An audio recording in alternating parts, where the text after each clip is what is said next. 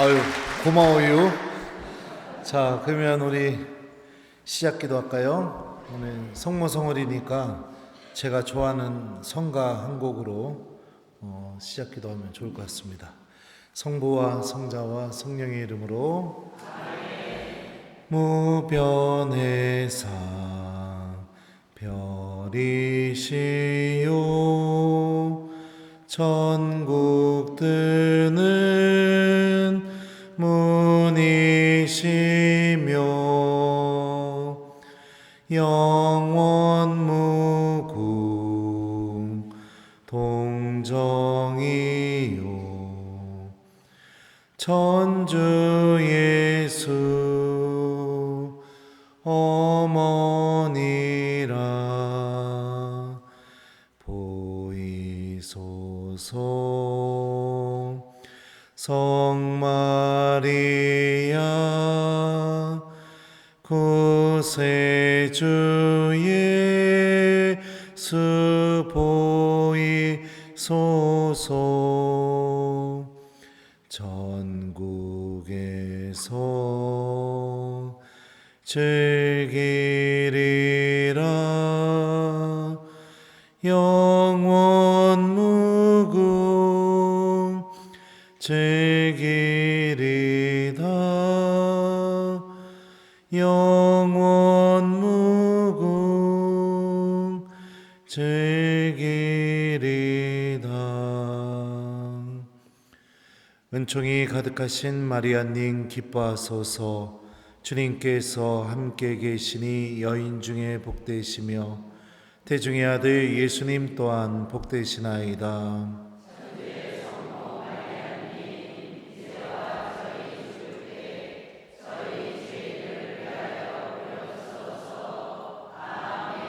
성부와 성자와 성령의 이름으로.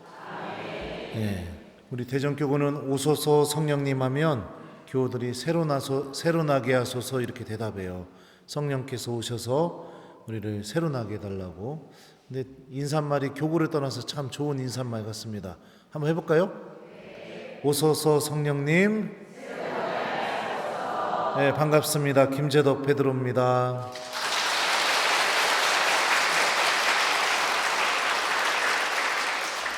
네, 우리 동창 신부님 본당이라 그냥 신부님이 부탁을 해서 어떻게 해서든지 시간을 빼가지고 지금 오고 있습니다. 근데 오늘 수원신학교에서 수업하고 여기까지 오는 길이 좀 멀기는 했지만 되게 기쁘고 설레이고 막 그랬습니다. 그래, 행복했어요. 왜 그랬을까요? 네? 여러분들 만나서 막 이렇게 성모님 가르쳐주는 그런 폭픈 마음보다 동창 신부님하고 강의 끝나고 놀 생각에 그 마음에 막 아주 얼마나 막 설레면서 성가 부르고 노래 부르면서 이렇게 아주 기쁘게 왔습니다. 그래서 피곤한 것도 하나도 느껴지지가 않아요. 성모 성월입니다. 그죠? 우리 성모님에 대한 많은 오해들이 있어요. 그리고 특히 성모님을 통해 드러난 하느님의 신비를 잘 이해하지 못하는 타 종교에서는 우리 천주교가 성모님을 믿는 종교로 오해하기도 하고요. 우상 숭배한다고도 이렇게 얘기합니다. 그런데 성모님을 통해 드러난 이 하느님의 신비를 우리가 이해하면 예수님께서 우리에게 성모님을 어머니로 주신 게 얼마나 감사한 일인지, 십자가에서 마지막에 돌아가시는 순간에 요한 사도에게 성모님을 어머니로 주셨잖아요. 그죠? 그게 얼마나 우리에게 감사한 일인지 우리가 이렇게 깨닫고 기도가, 성모님과 함께하는 기도가 얼마나 큰 힘을 갖고 있는지 우리가 알 수 있게 될 것 같아요. 저는 어렸을 때부터 부모님이 묵주기도를 하시다가 아주 특별한 하느님 체험을 하시고 난 뒤부터 묵주기도를 가족들이 빼먹지 않고 매일매일 이렇게 함께 기도하는 그런 가정에서 자라나게 됐었어요. 마지막 영광송을 바치고 구원송을 하는 순간에 저희 아버지 증언에 의하면 그 묵주 끝에서 한 번도 보지 못한 오색 찬란한 빛이 쏟아지는 것을 보셨대요. 그리고 실제로 저희 아버지 묵주를 보면 그 끝부분이 스테인레스로 되어 있는데 반이 노랗게 타 있습니다. 예, 반만 정확하게. 그래서 저희 아버지는 그 뒤부터 하느님을 어마어마하게 사랑하는 사람으로 이렇게 바뀌게 되었습니다. 그래서 가족들이 함께 모여서 성모상, 집에 모셔놓은 성모상 앞에서 저녁 기도를 꼭 바치고 엄마 아빠와 함께 묵주기도 5단을 바쳐야만 하루가 끝이 났습니다. 근데 그런 가정에서 태어나서 자랐다면 저는 어땠을까요? 묵주기도 하는 게 참 즐거웠을까요? 하기 싫어 뒤지는 줄 알았슈. 너무너무 싫었어요. 묵주기도 하는 게. 힘들었고, 그리고 그 지루하고 계속 똑같은 기도문만 해야 되니까 묵주기도 1단이 시작되게 되면 이미 개수를 보기 시작해요. 하우 이러면서. 근데 가끔은 이제 부모님이 부부동반으로 이렇게 모임이 있거나 하면은 아버지께서 저에게 그러셨어요. 동생 데리고 저녁기도 하고 묵주기도 꼭 5단 바치라고. 그러면 이제 그때는 어렸으니까 아버지 말씀을 잘 따랐단 말이에요. 그러면 이제 동생 앉혀놓고선 둘이서 성모상 앞에서 촛불 켜놓고 동생하고 둘이서 이제 묵주기도를 시작하는 거예요. 막 저녁기도 한 다음에. 근데 그게 너무 싫으니까 하기가. 그래서 동생이 성모송을 한번 딱 바치게 됐을 때 천주의 성모 마리아님 이제와 저희 죽을 때 저희 죄인을 위하여 빌어주소서 아멘 하자마자 제가 어떻게 했냐면 곱하기 10 영광이 성부와 성자와 성령께 처음과 같이 이제 항상 영원히 아멘 이랬어요. 그러니까 동생이 형아 이렇게 해도 돼? 그래서 너 아직 곱하기를 안 배워서 모르는 거야. 곱하기 10 하면 이게 10번 한 거랑 똑같아. 그래갖고 동생도 그 뒤부터 묵주기도 할 때마다 곱하기 10 이러고 저도 곱하기 10 하다가 아버지한테 걸려갖고 또 방 쓰는 빗자루로 또 뒤지게 맞고 그랬던 적도 있습니다. 근데 이 성모님께 의지하는 또 성모님께 의탁하는 그런 믿음 안에서 자라나게 되었고 나중에 제가 유학을 다녀와서 본당 신부가 되었을 때 저희 부모님이 사제관으로 이제 빨래, 청소, 뭐 반찬, 국 이런 거 해주러 이렇게 오셨었어요. 일주일에 한 번씩. 지금도 오고 계시지만. 근데 한 번 문득 생각이 나더라고요. 그래서 아버지하고 막걸리 한잔 하면서 이렇게 제가 여쭤봤었습니다. 아버지, 어렸을 때 동생하고 저하고 왜 이렇게 묵주기도 시키고 그러셨느냐. 그렇게 여쭤봤더니 저희 아버지가 해줬던 말이 아직도 생생해요. 나는 신부님, 나는 묵주기도를 통해 하느님이 살아계시다는 것을 체험한 사람이다. 하느님이 살아계시다는 것을 내 눈으로 직접 체험하고 나니까 모든 것이 명확해지더라. 세상에 어떤 부모가 내 아들 좋은 대학 보내고 싶고 좋은 직장 구하게 하고 싶고 그 욕심 없는 부모가 어디 있겠느냐. 시험 기간이 되면 공부하고 싶다고 하는 아들한테 그래 그러면은 시험 공부하고 다음 주에 가서 미사 드리고 고해성사 봐 이렇게 말하고 싶지 않은 부모가 어디 있겠느냐 세상에. 그런데 하느님이 살아계시다는 것을 체험하니까 모든 게 명확해지더라. 적어도 너랑 네 동생만큼은 이 아버지가 연옥이나 지옥 가는 것을 보지 말아야 되지 않겠느냐. 아빠가 두 아들 살리고 싶어서 몸부림쳤던 거다. 이렇게 저한테 얘기를 하시더라고요. 저희 집은 미사를 안 간다고 했다가는 큰일 나는 집이었었어요. 어렸을 때. 미사 안 갔다가는 큰일 납니다. 동생을 한번 꼬셔가지고 제가 어렸을 때 미사를 가려면 저희 집이 이 칠갑산 아세요? 칠갑산 넘어가지고 공주 가기 전에 작은 마을이 하나 있습니다. 거기서 살았었는데 거기서부터 동생을 데리고 둘이서 완행버스를 타서 칠갑산을 넘은 다음에 청양 버스터미널에서 내려서 동생 손 붙잡고 성당까지 걸어가면 거의 1시간 정도 걸렸어요. 그렇게 성당을 다녔었어요. 그러니 그 성당 가는 길이 얼마나 싫었겠습니까? 근데 꾀가 나가지고선 이제 성당 가는 시간에 성당 다녀오겠습니다 이렇게 얘기하고선 어떻게 했느냐, 동생을 데리고 오락실로 출근을 했어요. 그리고선 미사 끝나고 집에 돌아올 시간에 맞춰서 오락실에서 퇴근을 했습니다. 그렇게 1달 반 넘게 매주 오락실로 출퇴근을 하다가 꼬리가 길면 걸린다고 잡혀가지고선 귀때기 붙잡혀서 끌려가가지고 아버지한테요, 오토바이, 그때 저희 아버지가 오토바이 타셨거든요. 오토바이에 저랑 동생을 태워서 알지도 못하는 다리에다가 내려놓고 아버지가 그러셨어요. 버리겠다고. 아빠는 기도 안 하는 아들, 미사 가기 싫어하는 아들 필요 없다고. 니네 여기다 버릴 테니까 니네 둘이서 알아서 살으라고. 그래가지고 그 어린 나이에 어떻게 했느냐, 동생하고 저하고 오토바이 바퀴를 붙잡고 울었어요. 네, 진짜 버릴 것 같아가지고. 네. 근데 성모님을 통해 그 체험하신 하느님 체험 때문에 저는 성모신심 안에서 사제로 하느님께서 부르신다는 것을 깨달아서 사제가 되었고, 동생은 지금 가정을 꾸려서 이렇게 아주 행복하게 살고 있습니다.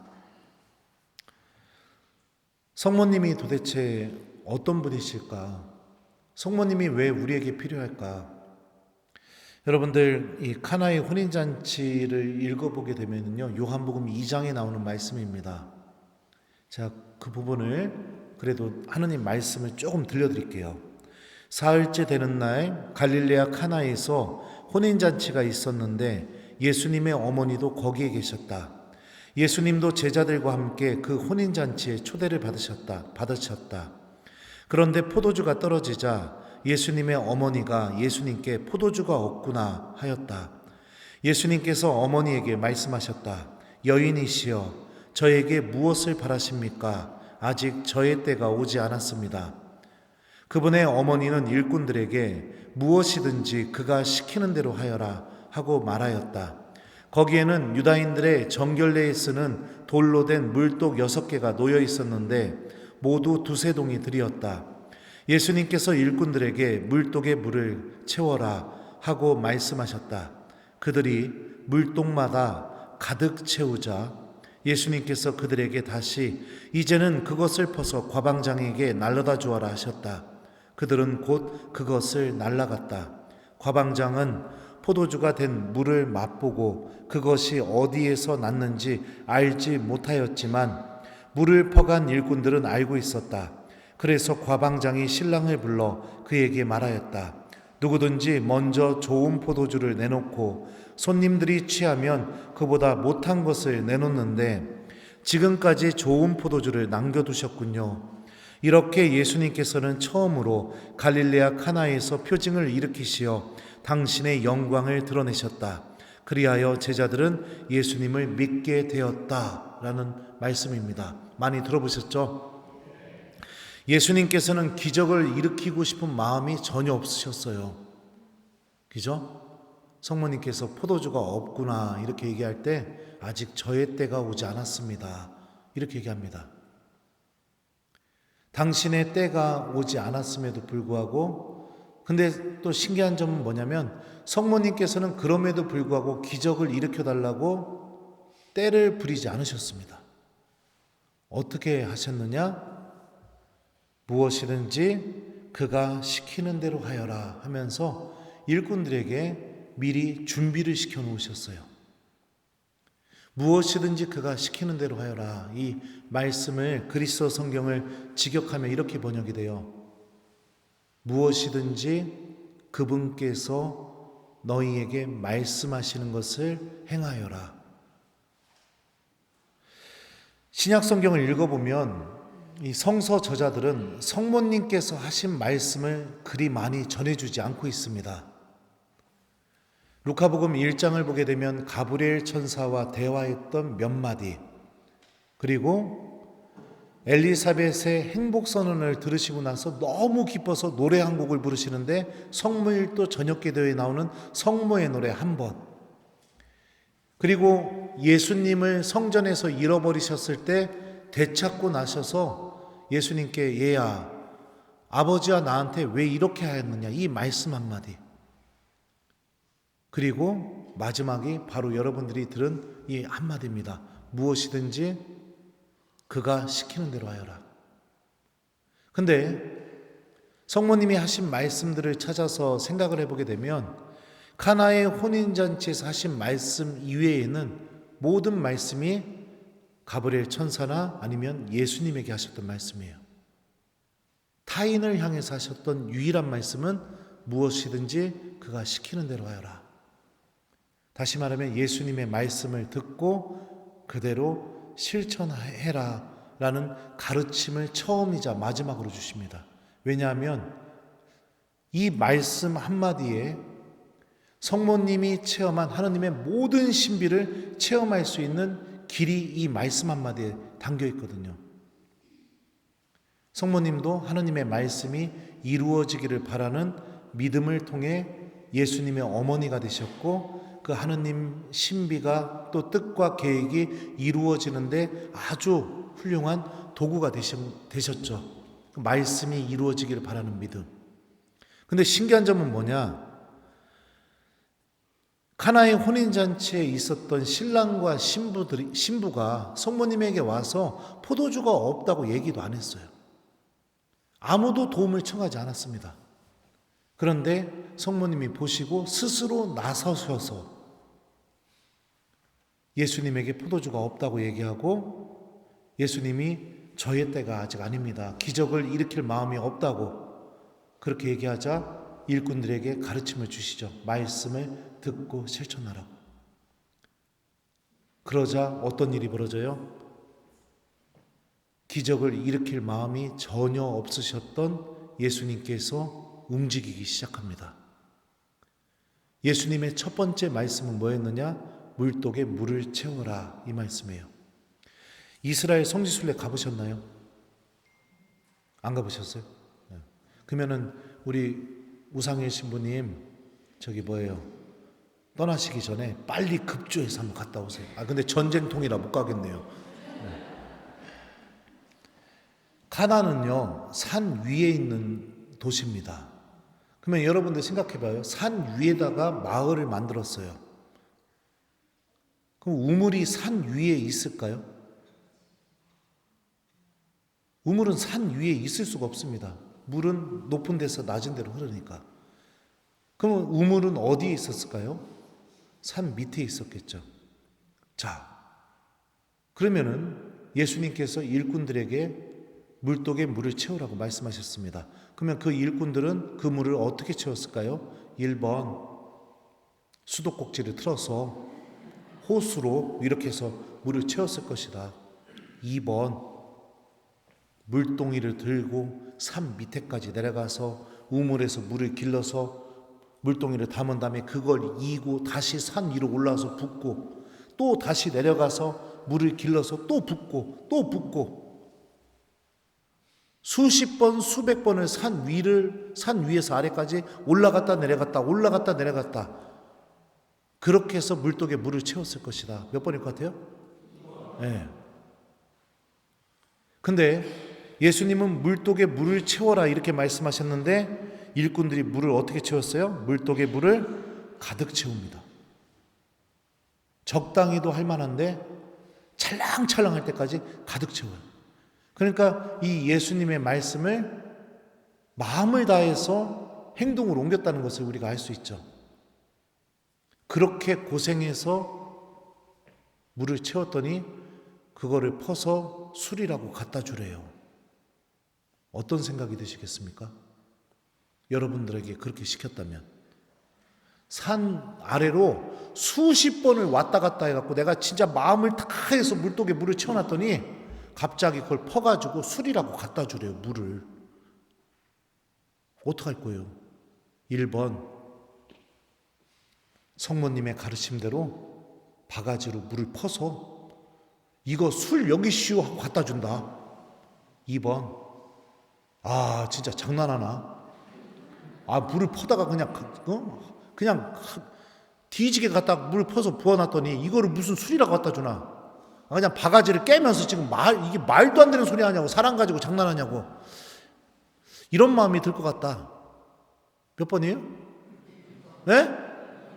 몇 번? 1번? 뻥치시네. 네? 대부분은요, 그런 행동을 안 할 거예요. 지금 장난치나 이런 생각이 들겠죠. 근데 일꾼들은 어떻게 해요? 성모님의 가르침대로 내 판단, 내 경험, 내가 세상살이를 통해서 얻은 지식 다 내려놓고 무엇이든지 그가 시키는 대로 해라. 이 말씀을 끝까지 행동으로 옮깁니다. 그러자 어떤 일이 벌어져요? 물이 포도주로 바뀌는 놀라운 기적이 일어나게 됩니다. 그리고 예수님께서는 그 기적을 통해서 무엇을 드러내세요? 당신의 영광을 드러내십니다. 그리고 제자들은 그 기적을 체험하면서 어떻게 돼요? 믿음을 갖게 됩니다. 변화, 주님의 영광, 믿음, 이 세 가지 열매가 맺어지게 돼요. 누구의 가르침으로? 성모님의 가르침으로. 성모님은 이런 분이십니다. 우리들이 생각하게 될 때 첫 번째, 내가 포도주가 떨어진 상황은요, 성서학자들에 의하면 포도주는요, 메시아의 날, 하느님의 구원, 이런 것들을 상징해요. 상징적으로 봤을 때 포도주가 없는 상황은 하느님의 구원의 기쁨이 절대적으로 필요한 상황, 그래서 메시아의 오심이 절대적으로 필요한 상황, 이런 것을 의미합니다. 그러니까 우리들의 삶 안에서 하느님의 구원이 절대적으로 필요한 순간에 성모님은 어떻게 하시느냐?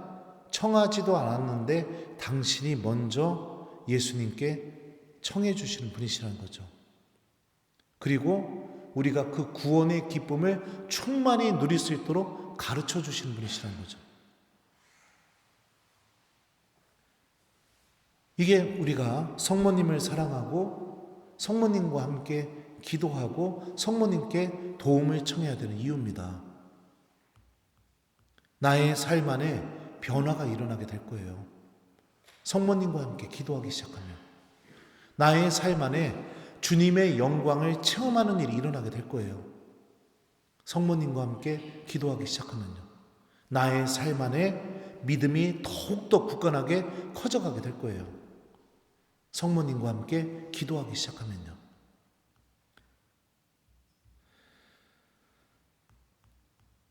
저는 아주 특별한 엄마를 갖고 있어요. 저희 어머니는 옛날에 제 또래 엄마들 그렇죠. 외할머니가 외할아버지랑 애를 많이 낳았어요. 그러니까 저는 외삼촌 한 명에 이모가 7이에요. 저희 아버지는 구남매예요. 네.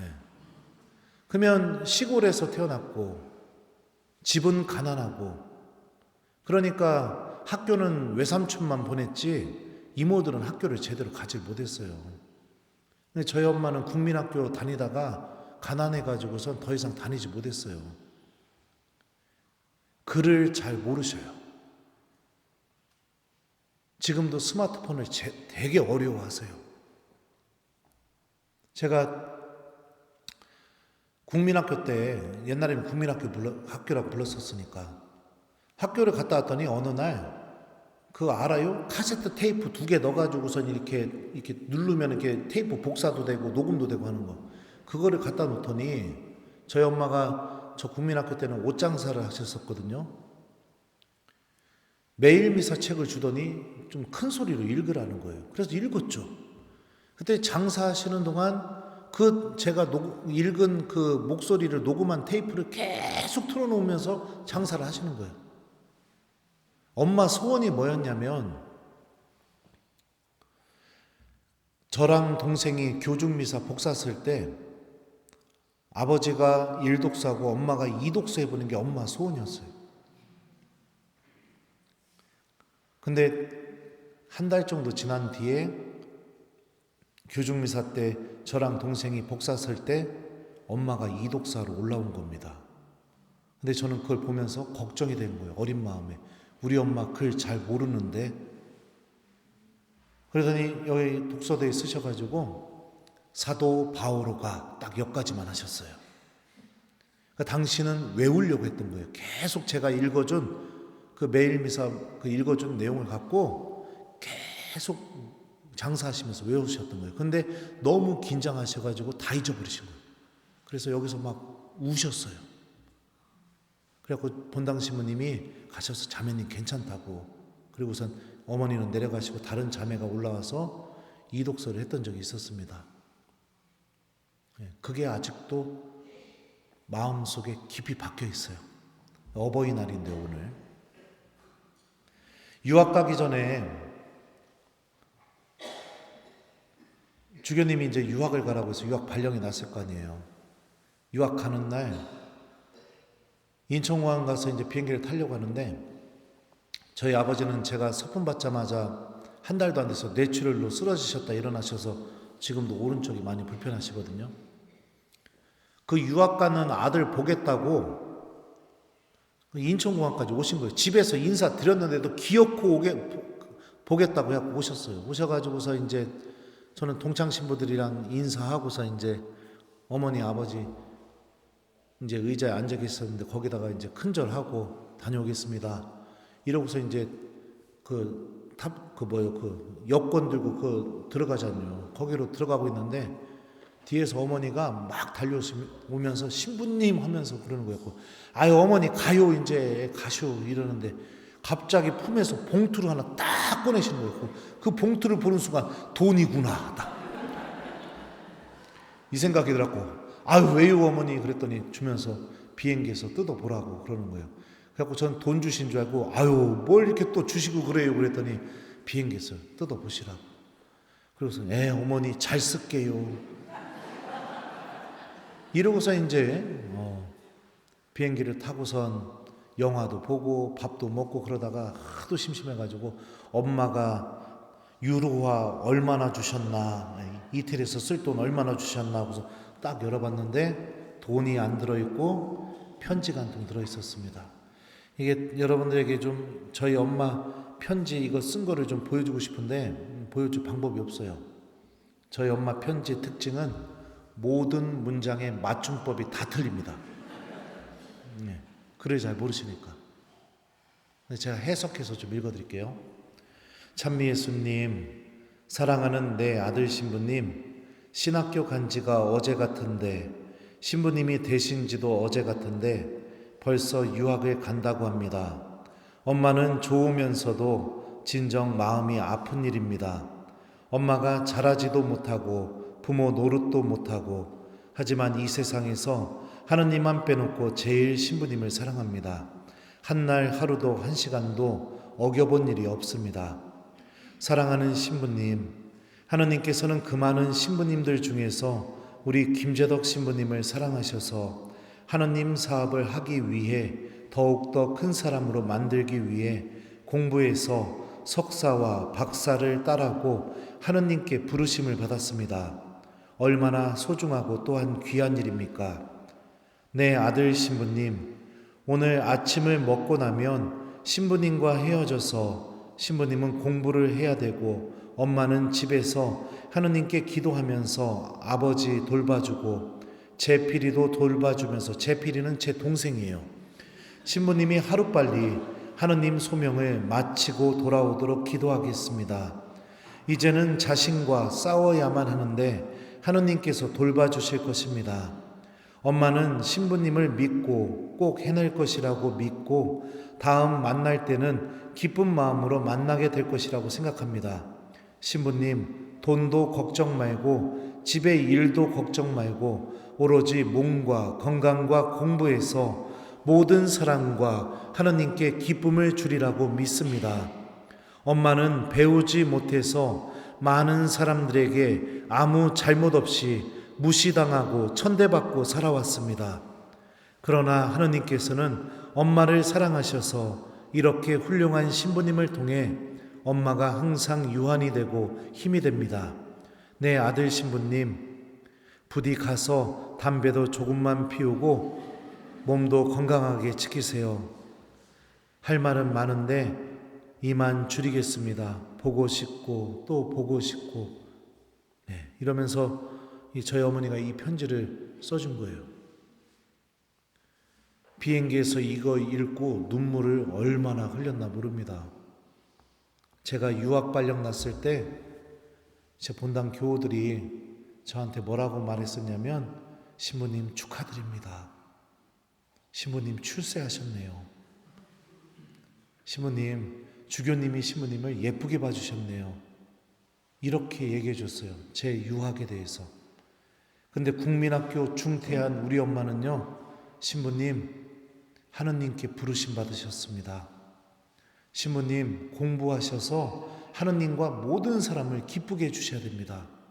신부님, 돈 없다고 걱정하지 말고 아버지 걱정된다고 돌아올 생각하지 마시고 하느님의 소명을 마치고 돌아오십시오. 제가 보지 못하는 것, 느끼지 못하는 것, 이게 단순히 공부하러 가는 것이 아니라 하느님께서 저를 당신의 도구로 선택하셨고 하느님께서 저를 통해서 새로운 일을 시작하셨고, 이거는 제 욕심이나 능력으로 되는 일이 아니라 하느님의 부르심에 응답하는 일이라는 걸 국민학교 중퇴한 우리 엄마가 저에게 가르쳐 주셨어요.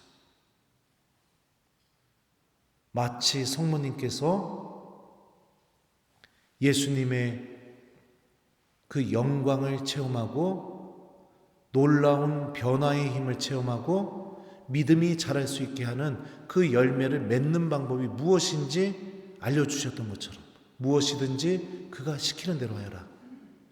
저희 어머니도 그렇게 알려주셨죠. 성모님은 우리의 엄마입니다. 제 엄마가 저에게 가르쳐 줬던 것처럼 당신께 의지하고 당신과 함께 기도하는 모든 이들에게 우리들의 삶 안에서 또 한 번의 카나의 혼인잔치가 일어나게 도와주시고 이끌어주시는 분이십니다. 그러니 마음을 열고 하느님께서 우리에게 마련해 주신 천국으로 우리를 인도해 주시는 엄마, 우리 성모님을 여러분들 엄마로 모셔도 여러분들 구원받는데 아무 지장이 없습니다. 유학 중에 박사 논문 쓸 때였어요. 페이퍼를 써가지고선 이제 지도 교수님한테 가져갔더니 교수님이 한 3장 읽다가 갑자기 탁탁 치더니 제 논문 쓴 페이퍼를 바닥에다 탁 던지더라고요. 그러니까 바닥에 이 논문 쓴 원고가 쫙 펼쳐지기 시작하는 거예요. 굉장히 수치스러웠죠. 쪼그리고 앉아서 그거 다 그 교수 앞에서 주워가지고선 제가 이렇게 한 다음에, 교수님, 잘못된 게 있으면 알려주세요. 다시 써오겠습니다. 그랬더니 그 교수님이 저한테 그러는 거예요. 정말 미안한데 너 그냥 니네 나라로 돌아가면 안 되냐? 이러시는 거예요. 제가 언어도 많이 부족하고 실력도 많이 부족합니다. 알려주시면 제가 다 고쳐서 다시 써오겠습니다. 이러고서 이제 집에 갔어요. 근데 그 교수가 저보다 나이가 2살 정도 많은 신부예요. 얼마나 화가 납니까? 그래가지고서 이제 교우들이 성지순례하고선 들어가기 전에 줬던 소주 옷장에다 쟁여놨던 거 꺼내가지고서 따가지고 마시면서 막, 저랑 그때 같이 지냈던 타격호 신부님이 있었어요. 그 신부님도 위로해 준다고 제 방에 와가지고 같이 라면 끓여갖고 마시는데, 그 신부님의 특징은 뭐냐면 제가 뭘 얘기하면 막 부추겨요. 그래갖고 제가 그 마시다가 막 그랬어요. 나이도 2살밖에 차이 안 나는데 말이야, 지가 말이야 우리나라처럼 우리나라에서 신부 됐으면 군대 갔다 와가지고 교수는커녕 이제 보좌 신부나 뭐 하고 있을 텐데, 나는 돌아가면 말이야 곧바로 본당 신부인데 말이야, 아우 내가 그냥 아주 승질나서 못 참겠다고, 그냥 들어가야겠어. 그랬더니 그 신부님 옆에서 들어가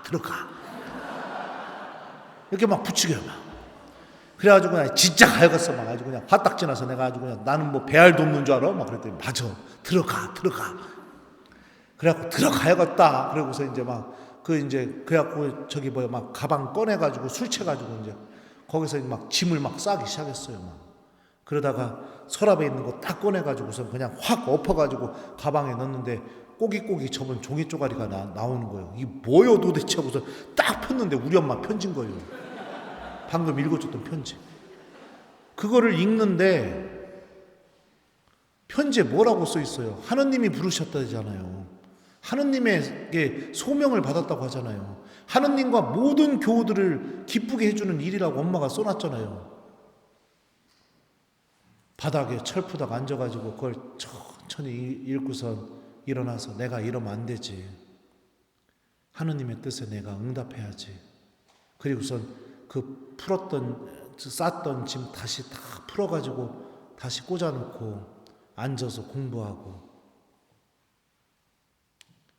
제 엄마가 알려준 대로 저는 엄마가 이야기한 대로 지금 하느님과 우리 교우들에게 하느님의 말씀을 전하면서 그래도 조금은 주님을 기쁘게 해드리고 또 우리 교우들도 하느님께로 돌아가는 기쁨을 알려주는 그런 삶을 살기 시작한 것 같아요. 사랑하는 우리 교우 여러분들, 성모님은 제 엄마가 하셨던 것보다 더 깊이 우리들을 위해서 도와주시면서 우리들 곁을 떠나지 않으면서 우리가 정말로 하느님의 은총을 체험하고 새롭게 변화되고 예수님의 영광을 체험하고 믿음이 성장할 수 있게 도와주십니다. 이게 바로 우리가 성모님과 함께 기도해야 되는 아주 분명한 이유입니다. 오늘날의 신앙인들을 보면 이 성모님의 가르침과는 전혀 상관없이 살아가는 신자들이 많아요. 무엇이든지 그가 시키는 대로 하여라 라고 성모님께서 가르쳐 주시지만 이 가르침에 귀를 기울이지 않고 주님 말씀과는 아무 상관없이 내 판단대로, 내가 하고 싶은 대로, 내 욕심대로 그렇게 살아갑니다. 그러니 기도도 내가 구원받는데 필요한 하나님의 은총을 청하는 기도보다 내 욕심 채워지는 기도, 자녀에 대한 내 욕심이 채워지게 위한 기도, 세상 안에서 내 욕심이 채워지게 위한 기도 지향이 다 그래요. 기도도 언제 할까요? 내 욕심이 절실하게 채워지기를 필요할 때 그때 매달리고 기도합니다. 성모님께. 근데 성모님께서 우리에게 가르쳐 주시는 것은 예수님의 말씀을 들어라. 예수님의 말씀을 실천해라. 이게 성모님께서 우리에게 주시는 가르침인데요. 기도를 통해 주님의 말씀을 듣고 주님의 말씀을 실천하는 이런 열매가 맺어지지 않고 있습니다. 그래서 너무나 쉽게 악의 유혹에 넘어가게 되고 하느님을 믿고 있으면서도 어둠 속에서 살아가는 신앙인들이 많이 있습니다. 어둠 속에서 살아가고 있어요. 창세기를 읽어보게 되면 여자가 뱀의 유혹을 받아요. 뱀의 유혹을 받게 되는데 뱀이 어떻게 유혹을 하기 시작하느냐? 여자의 마음 속에서 하느님의 말씀이 사라지게 만드는 유혹을 합니다. 처음에 유혹할 때도 여자는 넘어가지 않았습니다. 근데 뱀이 이 말을 하니까 유혹이 확 넘어가게 됩니다. 너희는 결코 죽지 않는다. 너희가 그것을 먹는 날 너희 눈이 열려 하느님처럼 되어서 선과 악을 알게 될 줄을 하느님께서 하시고 그렇게 말씀하신 것이다. 하느님처럼 되고 싶은 마음을 불어넣어서요, 선악과를 따먹지 말라는 주님의 말씀을 잃어버리게 만듭니다. 이 악마가 사람을 공격하는 모습이 바로 그 사람의 마음과 생각 안에서 말씀을 빼앗아가는 거예요. 그리고 내 안에 하느님처럼 되고 싶은 마음을 불어넣어요. 내가 하느님처럼 되어야 되니까 어떻게 되어야 돼요? 돈도 많아야 됩니다. 하느님처럼 되어야 되니까 어떻게 돼야 돼요? 자녀들이 다 성공해야 돼요. 하느님처럼 되어야 되니까 어떻게 해야 돼요? 다른 사람들이 부러워하는 것들을 소유해야 돼요. 그게 물건이든 상황이든 조건이든. 그 마음이 들어오니까 말씀은 잃어버리게 돼요. 모든 기도가 하느님처럼 되고 싶은 그 기도로 바뀌게 됩니다. 기도의 지향이. 예수님을 만났던 마귀들은 공통적으로 이런 말을 합니다. 하느님의 아드님, 당신께서 저희와 무슨 상관이 있습니까? 때가 되기도 전에 저희를 괴롭히시러 여기 오셨습니까? 이 말을 들어보게 되면 악에 지배당하는 사람들은요, 무엇을 원하느냐? 예수님과 아무 상관없는 삶을 살길 바랍니다. 그리고 예수님과 함께 하는 시간이 주어지게 되면 나를 괴롭히는 시간으로 인식하게 돼요. 하나씩 우리들의 마음 안에서 빼앗아갑니다. 말씀을 빼앗아가고요. 그 다음에 예수님과 함께하는 시간을 빼앗아갑니다. 그래서 기도가 사라져요. 오늘날 대부분의 교우들의 가정 안에서는 촛불이 켜지지 않습니다. 기도가 다 사라져 버렸어요. 일상 안에서 하느님과 함께하는 시간이 다 사라져 버리게 만들어요. 하느님과 함께하는 시간도 괴로운 시간으로 바뀌게 돼요. 제일 싫어하는 게 뭐예요? 기도하지 않은 소리가 제일 싫어하게 만듭니다. 그리고 베드로에게도 예수님 이런 말씀하셨죠. 사탄아, 내게서 물러가라. 너는 하느님의 일은 생각하지 않고 사람의 일만 생각하는구나. 나의 모든 생각이 하느님의 일은 전혀 생각하지 않고 사람의 일, 내 일, 그것만 생각하게 만듭니다.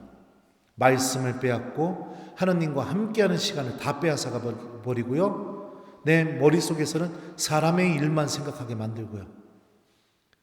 그래서 점점 하느님을 믿고 있고 영원한 생명을 믿고 있고 하느님 나라를 믿고 있고 죄의 용서도 믿고 있고 구원도 믿고 있는데 복음이 선포하는 이 놀라운 영적인 가치가 내 안에서는 두근거리지도 않고 희망도 되지 않고 그냥 짜증나고 하기 싫고 의미 없고 그런 상태로 우리들의 마음이 완전히 병들게 만들어버린다고요. 그러면 어떻게 되느냐? 결국에는 어둠 속에서 살아가고 있는 거죠. 그리고 빛이신 하느님께로 가야 한다는 생각조차 하지 않으면서 거기에 안주하면서 그냥 이렇게 살아가는 그런 불행한 신앙인들이 되게 됩니다. 그런데요, 신기한 점이 뭐냐? 성모님과 함께 기도하게 되면 그런 위험에서 우리는 보호를 받을 수 있어요. 왜요? 엄마가 가만히 있지를 않으니까. 제가 옛날에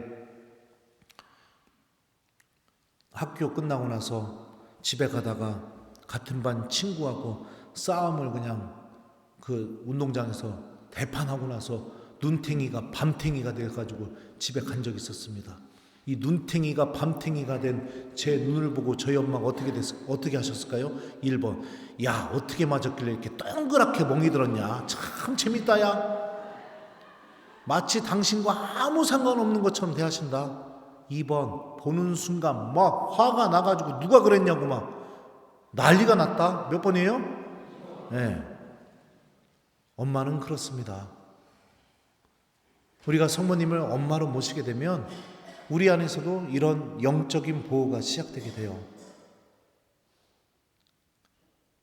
그러면서 내가 악의 지배를 당하는 사람이 아니라 계속해서 하나님의 구원을 향해서 걸어나갈 수 있게 성모님께서 도와주세요.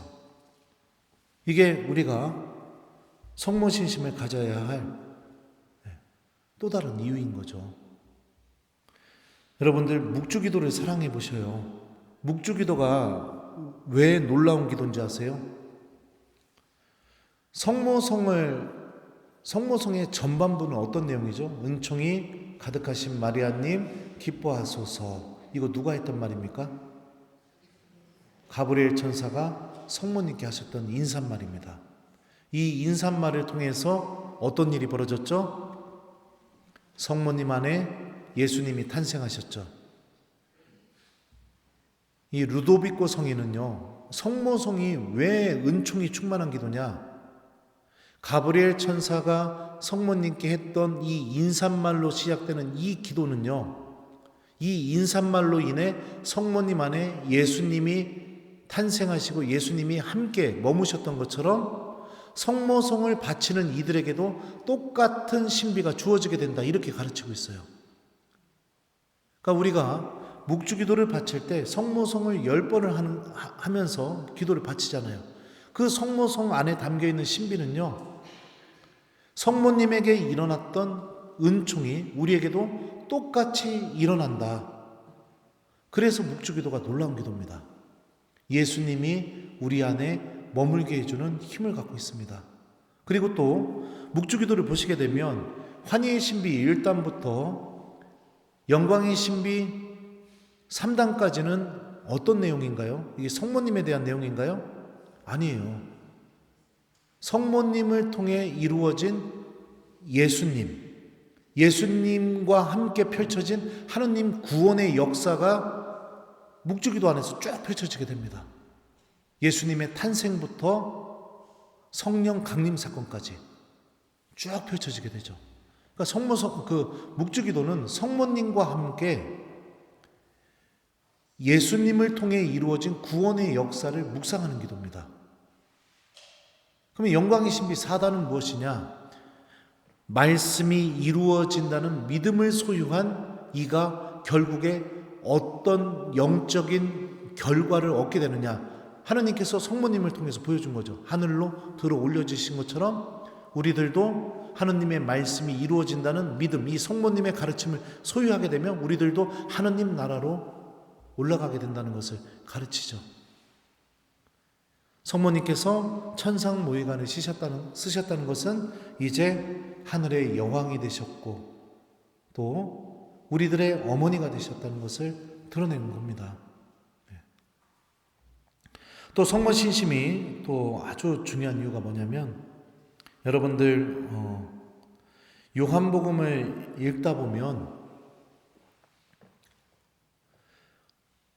요한복음서에서 유독 눈에 띄는 표현이 있습니다. 그 표현이 뭐냐면 한 제자를 가리켜서 예수님께서 사랑하신 제자라는 표현이 나와요. 그리고 우리는 교회의 전통에 의해서 예수님께서 사랑하신 제자가 누구냐? 바로 요한사도라고 이렇게 알고 있습니다. 요한사도가 예수님께 어느 정도로 사랑을 받았냐면요, 예수님의 세종례 장면을 보게 되면요, 예수님께서 유다의 배반을 예고하십니다. 세종례 때. 그러자 베드로가 한 제자에게 이렇게 눈짓으로 가리키면서 그가 누군지 알아보라고 해요. 그게 누구였느냐? 예수님께서 사랑하신 제자였어요. 근데 그 세종례 때 예수님께서 사랑하신 제자에 대해서 요한복음이 어떻게 묘사를 하고 있냐면요, 제자 가운데 한 사람이 예수님 품에 기대어 앉아 있었는데 그는 예수님께서 사랑하신 제자였다, 이렇게 표현이 되어 있습니다. 근데 여기서 예수님 품을 표현할 때 예수님의 이 가슴을 표현하는 단어가 그리스 말로 콜포스라는 단어가 쓰였어요. 이 단어는 참 신기한 게요, 남성의 가슴을 표현하는 단어가 아니라 자매님들의 가슴을 표현하는 단어예요. 예수님 남자였잖아요. 근데 왜 예수님의 품, 가슴을 표현할 때 요한복음서 저자는 자매님들의 가슴을 의미하는 콜포스라는 단어를 썼을까요? 아주 특별한 신학적인 의도가 있기 때문에 그 단어를 썼겠죠. 자매님들 한번 곰곰이 생각해 보세요. 여러분들은 지금까지 이런 표현하면 좀 거시기 한데요, 제가 좀 단순해서 여러분들의 가슴을 누구에게 허락했습니까? 여러분들 가슴에 들어갈 수 있는 사람이 누구였냐고요? 살아오면서 지금까지요. 대답 잘하세요. 누가 여러분들 가슴 속으로 들어갈 수 있었냐고요? 누구예요? 자녀만 들어갈 수 있었어요? 자녀만 들어갈 수 있었군요. 다른 문당에서 물어보면은 배우자, 남편도 내 가슴 속에 들어왔었다, 이렇게 얘기합니다. 자녀와 배우자의 공통점이 뭘까요? 미안합니다. 배우자를 빼야겠네요. 사랑하는 사람. 다시 말하면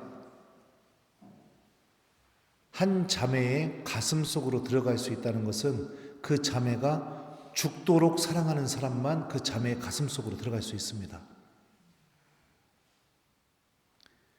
그러면 예수님의 품에 기대어 앉아 있었던 예수님께서 사랑하신 제자는 예수님께 어떤 사랑을 받았어요? 마치 엄마가 애를 사랑하듯이 그 정도로 엄청난 사랑을 받은 사람이 누구냐? 요한 사도였습니다. 예수님께 가장 사랑을 받은 사람. 근데 베드로의 신앙 고백 장면을 한번 생각해 봅시다. 순환 이전에 예수님이 물어보죠. 사람들이 나를 누구라고 하느냐? 세례자 요한이라고도 합니다. 예레미야나 예언자 중에 한 분이라고도 합니다. 그래서 예수님이 또 물어봐요. 제자들에게. 그러면 너희는 나를 누구라고 하느냐? 그러자 시몬 베드로가 탁 나서서 뭐라고 하죠? 스승님은 살아계신 하느님의 아드님 그리스도이십니다. 이렇게 고백을 해요. 이 고백을 하게 되자 그 누구도 전혀 예상하지 못했던 놀라운 이야기가 예수님의 입을 통해서 나오게 됩니다. 그 이야기가 뭐냐? 시몬 베드로에게 천국의 열쇠를 주겠다는 약속. 시몬 베드로를 교회의 반석으로 삼겠다는 약속. 이 약속이 예수님의 입에서 나오게 돼요. 자, 그 자리에 요한 사도 1번 있었다, 2번 없었다. 몇 번이에요? 있었겠죠. 그러면 다른 제자들과는 다르게 나는 예수님께 아주 특별한 사랑을 받고 있는 사람인데 예수님이 나를 그렇게 사랑하시는 예수님이 교회의 반석을 베드로를 삼겠다고 얘기하시고 천국의 열쇠를 베드로에게 주겠다고 얘기해요. 그러면 요한 사도 마음은 어땠을까요? 1번 아무렇지 않았다. 뭐 그러던지 말던지. 2번 베드로에 대한 시기, 질투가 막 이 안에서 나오기 시작하고 나를 그렇게 사랑하는 예수님이 그 중요한 일을 왜 나한테 안 시키고 베드로한테 시켜? 저 무식한 어부놈한테 시켜? 막 이런 마음이 스물스물 올라왔을 것 같다. 몇 번이에요? 몇 번? 그래서 어떤 일이 벌어지는 줄 알아요? 예루살렘에 예수님이 올라가시기 전에 요한 사도가 자기 엄마를 데리고 와요. 그래서 어떻게 하느냐? 제베데오의 두 아들 야고보와 요한의 엄마가 예수님에게 와서 인사를 하자 예수님이 물어봅니다. 부인, 무엇을 원하느냐고요. 그러자 뭐라고 얘기해요? 스승님의 나라가 올 때 제 아들 하나는 스승님 오른쪽에 또 하나는 스승님 왼쪽에 앉게 해주십시오. 이렇게 얘기해요. 요한 사도가 어떻게 생각한 거예요? 그래, 베드로 너 교회 반석이 되고 천국의 열쇠도 네가 가져라. 대신에 나는 예수님 나라에서 예수님 왼쪽이나 오른쪽 앉으면 되지 뭐. 이렇게 생각한 거예요. 시기, 질투, 돋보이고 싶은 마음. 그런 요한 사도가 예수님의 십자가 아래에서 성모님의 아들로 새롭게 탄생하게 됩니다. 어머니, 이 사람이 어머니 아들입니다. 그리고 또 요한 사도에게 이렇게 말씀하시죠. 이분이 내 어머니시다. 성모님께 봉헌된 삶을 시작하게 되자 요한 사도는 어마어마하게 놀라운 사람으로 바뀌게 됩니다.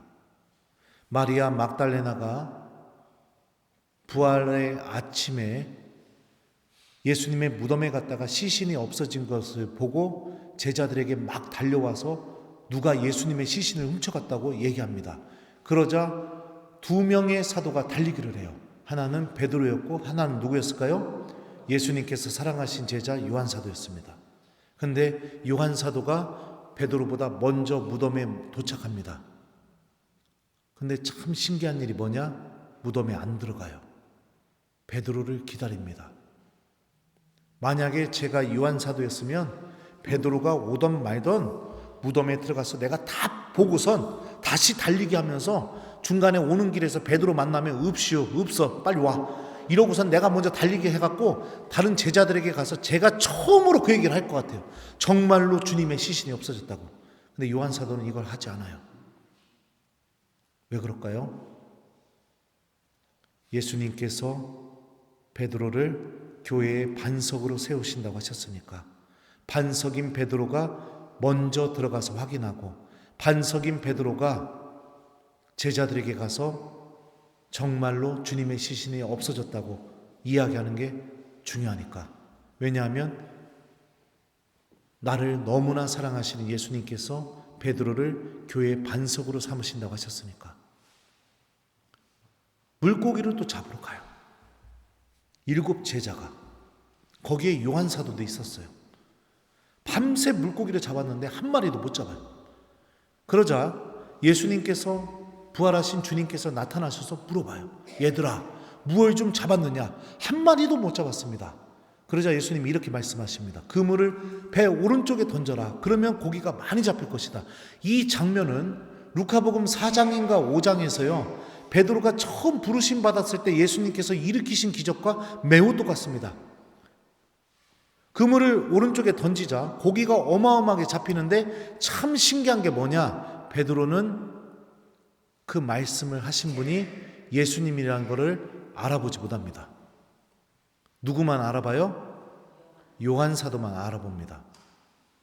그리고 나서 어떻게 하느냐? 자기가 그걸 알아봐요. 부활하신 주님이라는 것을 알아보자마자 자기가 겉옷을 들고 물속에 뛰어들어서 예수님을 제일 먼저 만나러 가는 사람이 된 것이 아니라 조용히 베드로에게 가서 뭐라고 얘기하느냐? 주님이십니다. 알려줘요. 그래서 베드로가 겉옷을 들고 물속에 들어가서 예수님을 제일 먼저 만나게 해줍니다.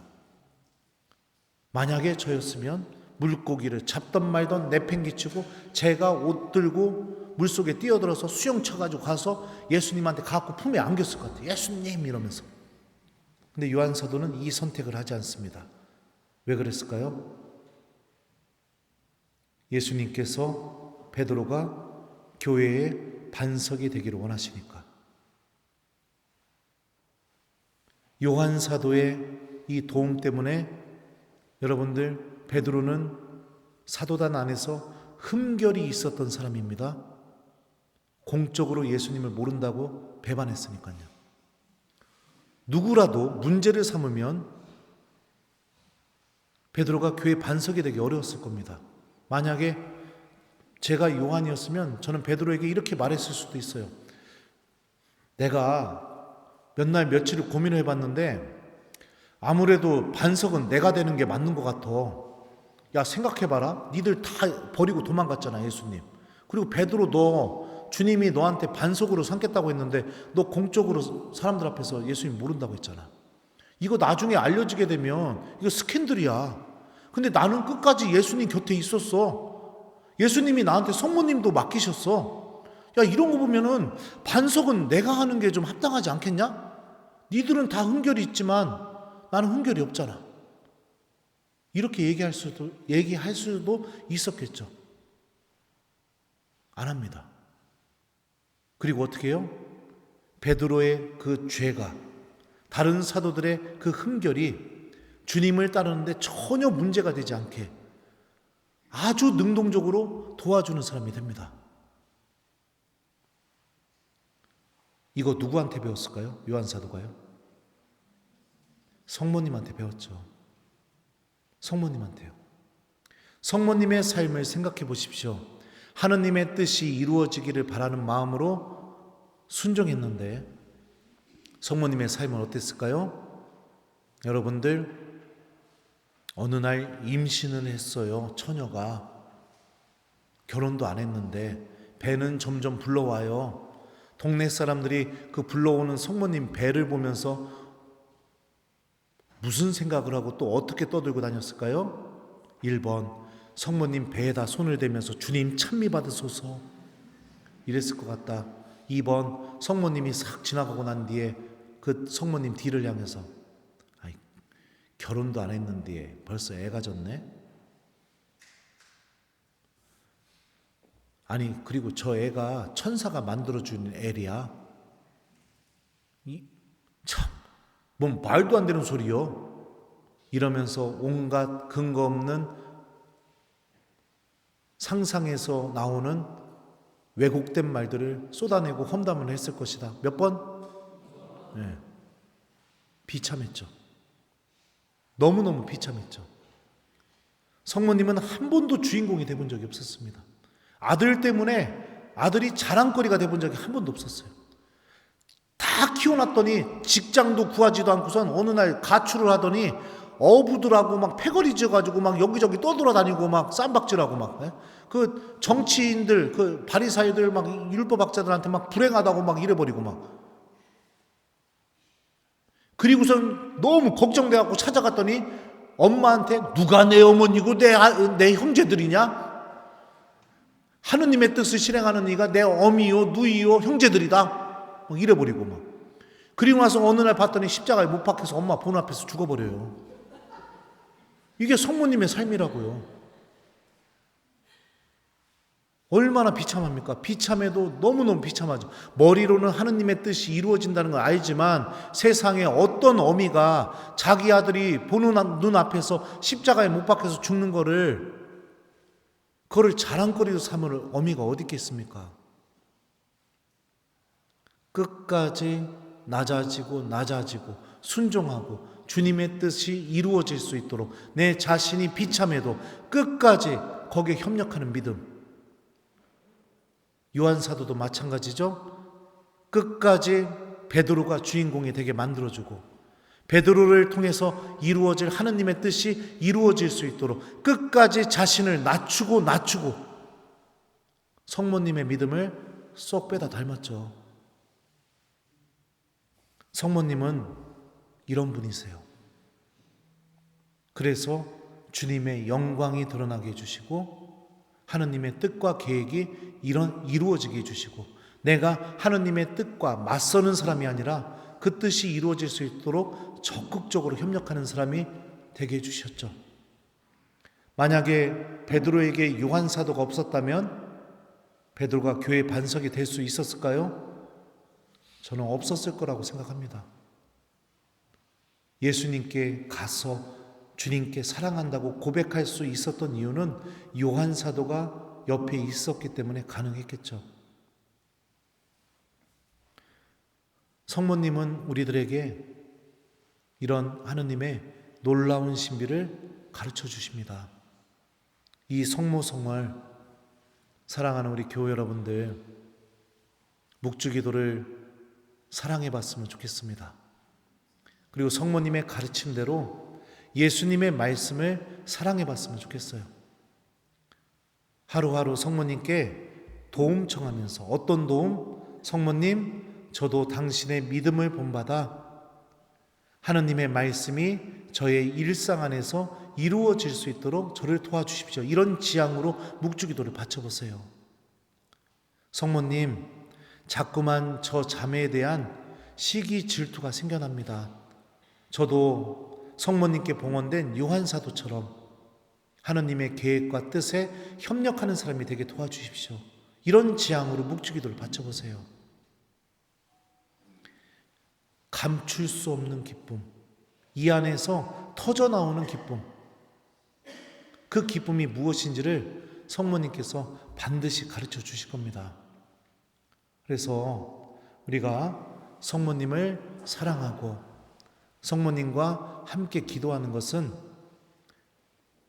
예수님의 뜻이 잘 이루어질 수 있도록 협력하는 은총의 길로 들어서는 것이고요. 하느님의 말씀이 갖고 있는 힘이 무엇인지를 체험할 수 있는 그런 놀라운 은총의 길로 들어서는 것이고요.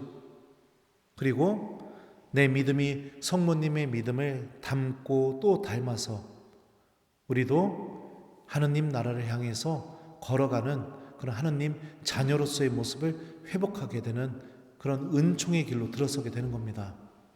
악은 끊임없이 우리들을 유혹합니다. 예수님과 아무 상관없이 살게 만들려고요. 내가 하느님이 되고 싶은 마음을 내 안에 불어넣습니다. 내가 주인공이 돼야 되고, 내가 드러나야 되고, 내가 박수받아야 되고, 내가 주목받아야 되고. 하지만 성모님과 함께 기도하면 이 모든 유혹에서 우리가 하느님의 특별한 보호를 받을 수가 있을 겁니다. 주님께서 우리에게 직접 만들어주신 우리 엄마, 우리 성모님, 5월 한 달 여러분들 성모님과 함께 한번 기도해 보세요. 묵주기도를 중단하셨던 분들 집에서부터 다시 촛불을 켜고 묵주기도를 시작해 보십시오. 냉담하고 있는 자녀들을 위해서도 성모님께 봉헌하면서 묵주기도를 시작해 보십시오. 우리 가정이 대화가 사라졌다면 대화할 수 있는 은총이 주어질 수 있도록 묵주기도를 시작해 보세요. 우리 엄마가 도와줄 겁니다. 저는요, 가끔 그럴 때가 있어요.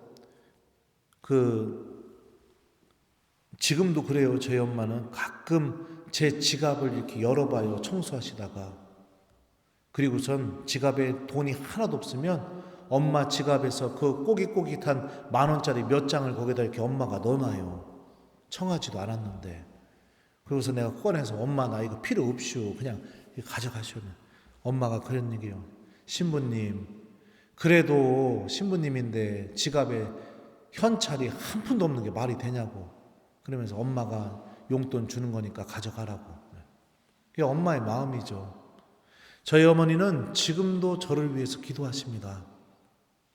제가 서품 받을 때 저희 본당 신부님께서 교우들에게 그런 얘기를 하셨었어요. 신부님이 새벽 5시쯤에 이제 5시나 5시 반에 일어나셔서 성당에 들어가서 이제 아침 기도하시고 운동을 가시려고 하면 5시에 들어가던 5시 반에 들어가던 저희 어머니는 1년 365일 하루도 빠지지 않고 성전에 앉아 있었다. 우리 새 신부가 사제가 될 수 있었던 이유는 엄마의 그 뜨거운 기도가 있었기 때문에 사제가 될 수 있었겠다. 지금도 저를 위해 기도하고 계십니다. 지금도요. 우리 성모님도 마찬가지죠. 그러니 우리 성모성을 성모님과 함께 다시 묵주기도를 시작해 봤으면 좋겠습니다. 그리고 묵주기도 하나하나 넘길 때마다 가브리엘 천사가 성모님께 인사하듯이 그런 마음으로 묵주기도를 해보세요. 숙제하듯이 해치우듯이 그런 게 아니라 마음을 담아서 내가 성모님과 함께 예수님의 신비를 묵상하는 마음으로 하나하나 넘기면서 기도해 보신다면 여러분들에게 꼭 필요한 은총들이, 특히 구원받는데 꼭 필요한 은총들이 가장 빨리 주어지게 될 겁니다. 자, 그러면은 이제 저는 또 우리 동창 신부님하고 놀아야 됩니다. 어떻게 들을만 했습니까? 네. 자, 그래요. 그러면은 또 우리 성모님 성가 한 곡 부르고 끝낼까요? 네. 자, 그러면 제가 좋아하는 성가로 마친 기도하겠습니다. 성부와 성자와 성령의 이름으로. 바다의 별이요 전주의 성모여 그 자의 하심에